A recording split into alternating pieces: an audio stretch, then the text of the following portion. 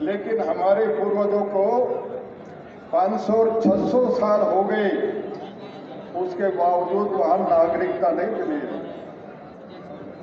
वो हंगरी में है, फ्रांस में है, नीदरलैंड में है, बुडापेस्ट में है, और अब 1 लाख से ज्यादा परिवार हो गए हैं, लेकिन सिटीजनशिप नहीं मिली है।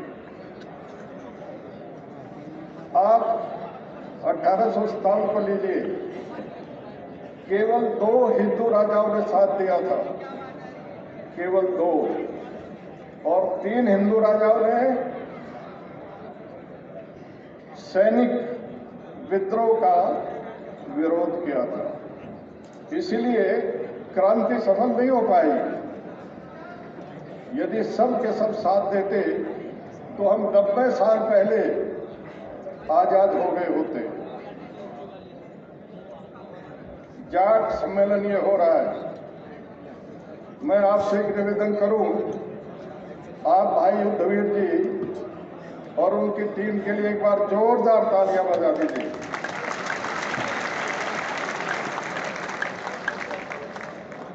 देखिए, जब भी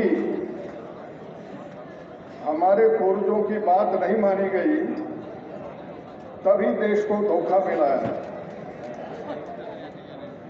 सदाशिवराव भाऊ, जगताप साहब बैठे वहीं से मराठा साहब, सदाशिवराव भाऊ जब आए पानीपत के मैदान में, तो क्या हुआ?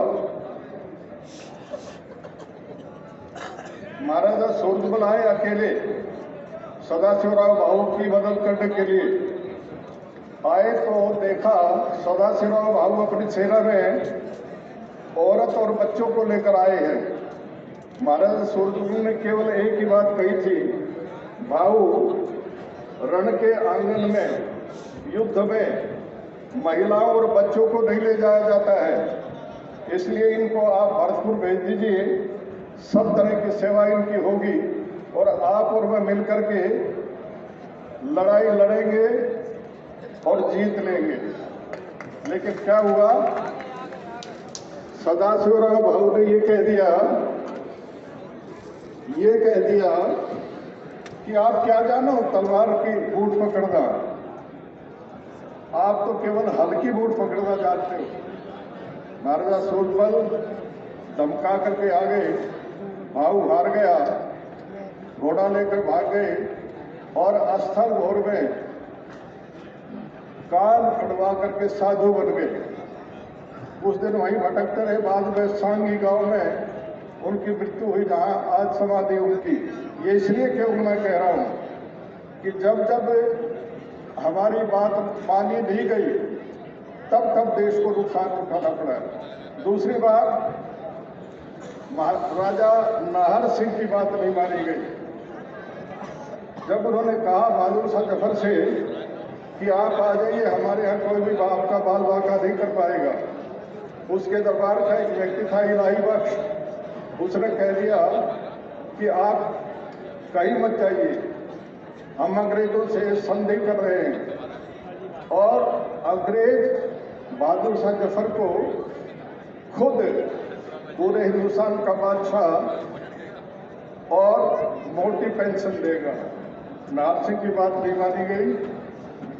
उसके बाद का इतिहास शायद आप जानते होंगे, मैं लंबा नहीं बोलता, एक बात कह करके समाप्त कर रहा हूं, बार बार पीछे से उंगली लगाई जा रही है, और वो ये कि आप जिस नाम से ये महाधिवेशन कर रहे हैं, जाट के नाम से, मैं आपसे यदि पूछ लूं कि जाट शब्द आया कब हमारे लिए, उससे पहले हम क्या थे और कितनी सीमा हमारे राज्य की थी।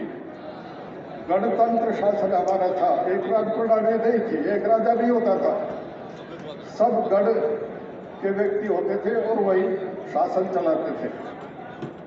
आप आज यहाँ इकट्ठा हुए हैं, आपको बहुत बहुत बधाई। और भाई उद्धवीर जी ने तो ये कमाल किया है कि तेलंगाना जैसे स्टेट से भी, महाराष्ट्र से भी और बड़े बड़े दूसरे राज्यों से भी यहाँ प्रतिनिधि बुलाए हैं उनको बहुत बहुत धन्यवाद और आप सबको भी धन्यवाद। बहुत बहुत धन्यवाद।